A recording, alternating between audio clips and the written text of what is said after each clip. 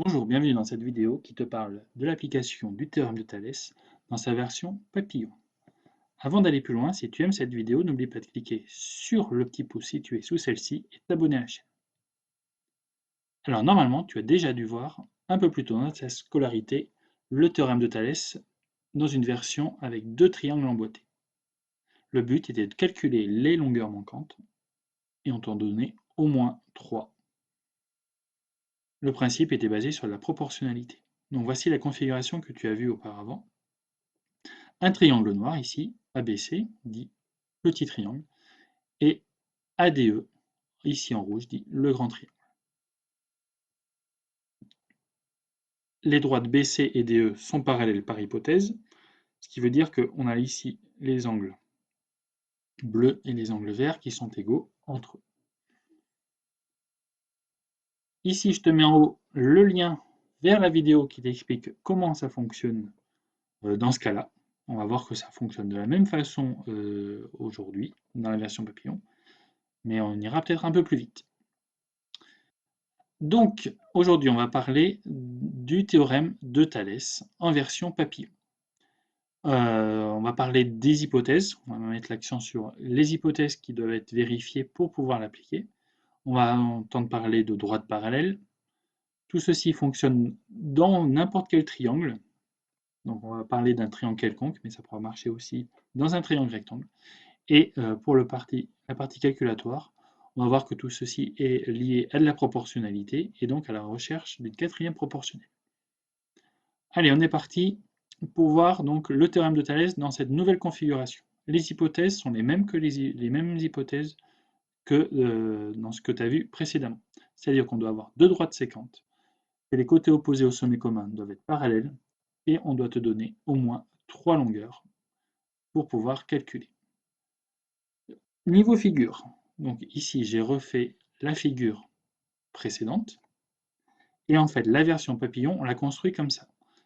On la construit en faisant tourner le triangle noir ici autour de A, on le fait tourner de 180 degrés, et donc on arrive à faire ressortir notre triangle, de telle sorte que le point B, ici, il est sur la droite AD, et puis pareil, la droite AE contient le point C, c'est dans le prolongement. J'aurais écrit ici les nouveaux points.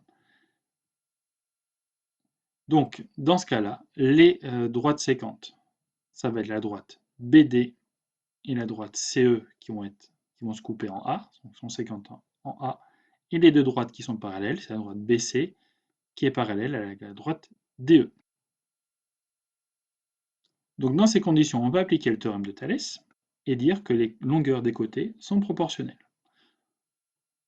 Tu as dû voir que tu pouvais présenter ça sous la forme d'un tableau de proportionnalité, en mettant sur la première ligne les longueurs du côté du triangle noir, des côtés du triangle noir, et sur la deuxième ligne, les longueurs du triangle rouge. Pour aller plus vite, normalement, tu dois savoir que ceci correspond à une égalité de quotient. C'est-à-dire que AB sur AD, c'est pareil que AC sur AE, et c'est égal aussi à BC sur DE. Tout de suite, un exemple pour voir si tu as compris.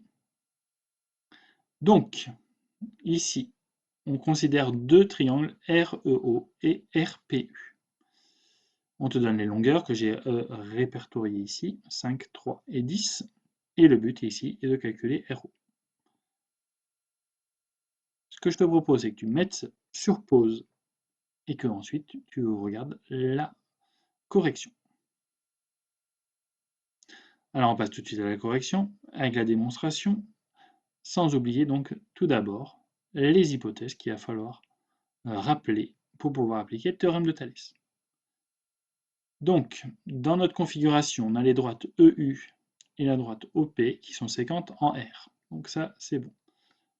Et ensuite, les droites EO et la droite PU qui sont parallèles. Ça, c'était donné dans l'énoncé de l'exercice. Ça peut faire aussi l'objet d'une première question d'un exercice, montrer que les deux droites sont parallèles. Mais là, c'était donné. Donc, on y va. Donc, ils sont semblables. Les deux triangles sont semblables. Et d'après le théorème de Thalès, les côtés des deux triangles sont proportionnels 2 à 2. Donc, on va réécrire ici le tableau de proportionnalité. Dans le triangle REO et en dessous. Donc, RE ici.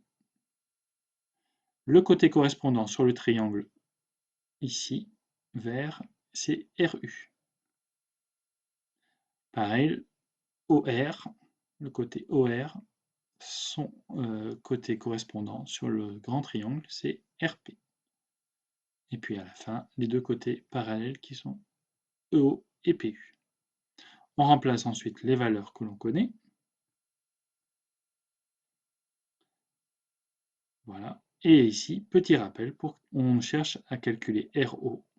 Donc ça tombe bien, on connaît ici la valeur 3, 10 et 5. Donc on va obtenir RO en faisant 5 fois 3 divisé par 10.